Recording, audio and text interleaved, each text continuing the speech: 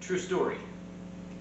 It was the last day of vacation with my family this summer, and my daughter and my father and I were gathered around the table at the house. We had been sharing and decided we might try and play a new card game that we had picked up to play on vacation with family. Actual, honest to goodness, true, real game is called Exploding Kittens. You can imagine it just by the title. I thought, I want to find out what that game's about. So we give a quick read to the rules, and we think we get the basic gist of how it is, but it's getting late, and we at least want to have a pleasant memory of this evening together.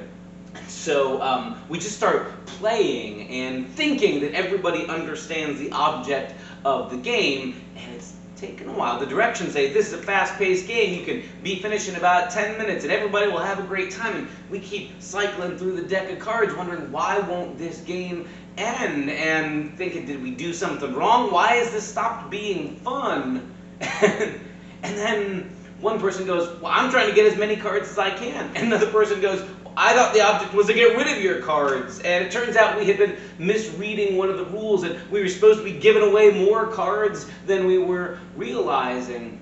At that moment, it became clear to me that this game, which really is fun if you play it the way it's designed, is terrible if you misunderstand what the object of the game is.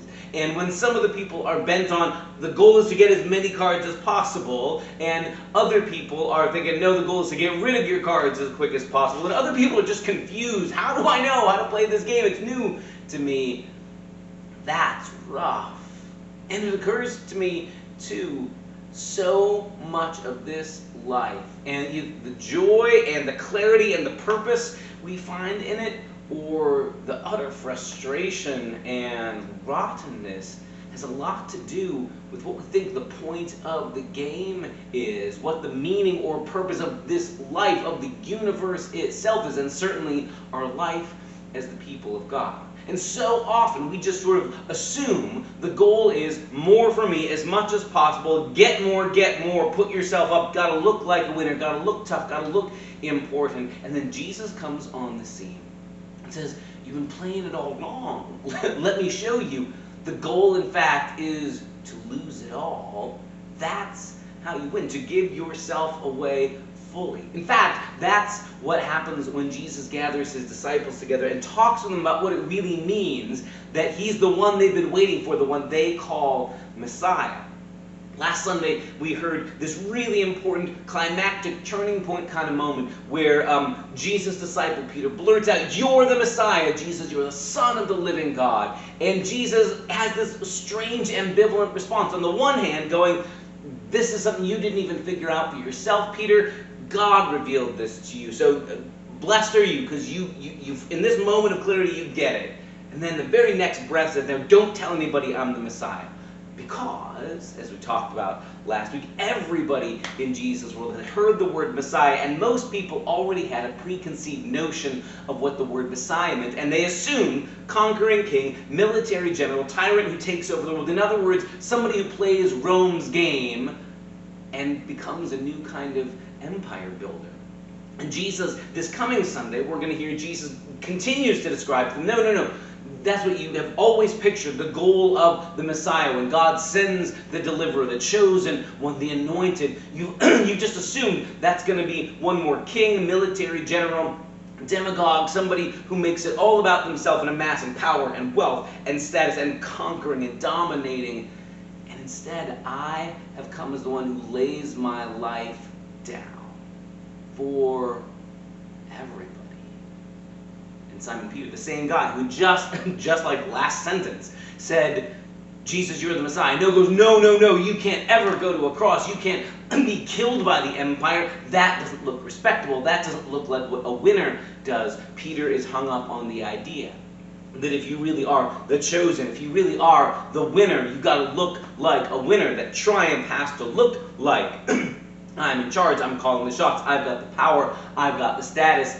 And you've always got to be playing the game to make yourself look good. And here's Jesus going, nope. God's way of reigning and victory accomplishing in the world is in the kind of suffering love that gives itself away. In other words, God's convinced the way to win this game, so to speak, the way to win the whole universe's story, isn't grab as much as I can, dominate as much as I can, but rather just the opposite, to lay everything down, even all the way to a cross. They are completely different ways of understanding what the point of the game is. And in a world that's convinced that everything's about how do I get more for me, like playing the card game, thinking, I thought the goal was to get as many cards for myself as possible. It sounds surprising and backwards and upside down and just flat-headed wrong to say that winning could actually look like losing, and that true victory, true overcoming, has something to do with laying your life down, with not responding to evil with evil, looking tough in order to scare and intimidate people. This is the upside down revolution of what God's up to in the world. And in some ways we never really get over the shock of wrapping our brains around that we've had it backwards. We've been playing the game all wrong, trying to get more and more and more for ourselves, when God's way of reigning in the world looks like self-giving love that lays your life down. That's exactly how Jesus wins, not by crucifying his enemies, but by being crucified by them, not by holding the hammer and destroying his enemies, not by saying, I'll never give up, and always fighting, and I always have to look like I'm in charge, and always have to look like I've got another ace up my sleeve, and instead being willing to look like he's losing it all. We followers of Jesus know that on the other side of the cross there is resurrection, so that even in that point of losing everything all the way to death, there's more yet to be said. But Jesus' way of winning is to look like giving his cards all away. And to the empire, and to every power ever since, that looks like foolishness and nonsense. To be the followers of Jesus is to dare to take what Jesus says more seriously than all those other voices around us saying, no, the point of the game is to grab as much as you can for yourself. You always got to look tough, always got to look strong, never back down. And instead to say, nope, the way of victory is the way of surrender. Always has been, always will be, just the world hasn't caught on.